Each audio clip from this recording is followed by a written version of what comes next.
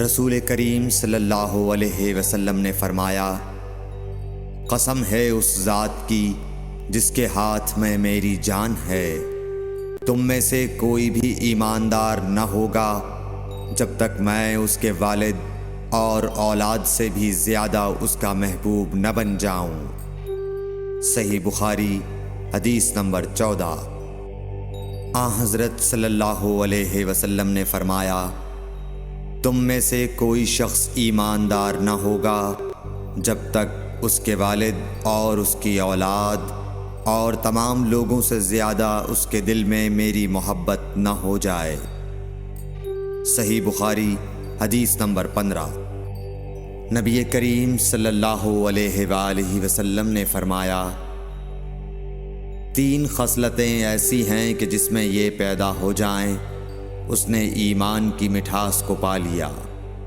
اول یہ کہ اللہ اور اس کا رسول اس کے نزدیک سب سے زیادہ محبوب بن جائیں۔ دوسرے یہ کہ وہ کسی انسان سے محض اللہ کی رضا کے لیے محبت رکھے۔ تیسرے یہ کہ وہ کفر میں واپس لوٹنے کو ایسا برا جانے جیسا کہ آگ میں ڈالے جانے کو برا جانتا ہے۔ صحیح بخاری حدیث نمبر 16۔ حضور اکرم صلی اللہ علیہ وآلہ وسلم نے فرمایا، انصار سے محبت رکھنا ایمان کی نشانی ہے اور انصار سے کینہ رکھنا نفاق کی نشانی ہے۔ صحیح بخاری حدیث نمبر 17۔ رسول اللہ صلی اللہ علیہ وسلم نے اس وقت جب آپ کے گرد صحابہ کی ایک جماعت بیٹھی ہوئی تھی فرمایا کہ مجھ سے بیعت کرو اس بات پر کہ اللہ کے ساتھ کسی کو شریک نہ کرو گے، چوری نہ کرو گے، زنا نہ کرو گے، اپنی اولاد کو قتل نہ کرو گے اور ناعمدن کسی پر کوئی ناحق بہتان باندھو گے، اور کسی بھی اچھی بات میں اللہ کی نافرمانی نہ کرو گے۔ جو کوئی تم میں اس عہد کو پورا کرے گا تو اس کا ثواب اللہ کے ذمے ہے، اور جو کوئی ان بری باتوں میں سے کسی کا ارتکاب کرے اور اسے دنیا میں اسلامی قانون کے تحت سزا دے دی گئی تو یہ سزا اس کے گناہوں کے لیے بدلہ ہو جائے گی، اور جو کوئی ان میں سے کسی بات میں مبتلا ہو گیا اور اللہ نے اس کے گناہ کو چھپا لیا تو پھر اس کا معاملہ اللہ کے حوالے ہے، اگر چاہے معاف کرے اور اگر چاہے سزا دے دے۔ عبادہ کہتے ہیں کہ پھر ہم سب نے ان سب باتوں پر آپ صلی اللہ علیہ وسلم سے بیعت کر لی۔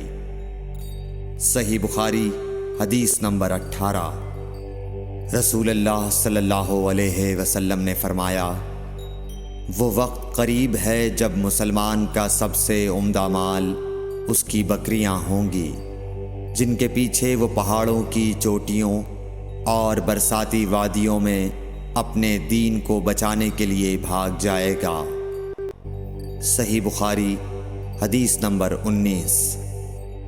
رسول اللہ صلی اللہ علیہ وسلم کسی کام کا حکم دیتے تو وہ ایسا ہی کام ہوتا جس کے کرنے کی لوگوں میں طاقت ہوتی۔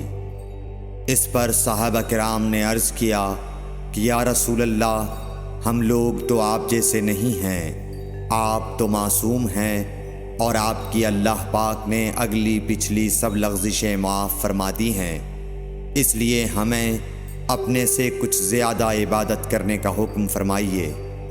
یہ سن کر آپ ناراض ہوئے، حتیٰ کہ خفگی آپ کے چہرہ مبارک سے ظاہر ہونے لگی۔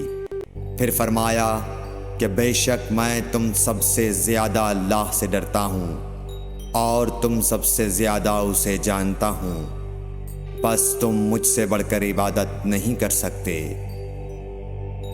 صحیح بخاری حدیث نمبر 20۔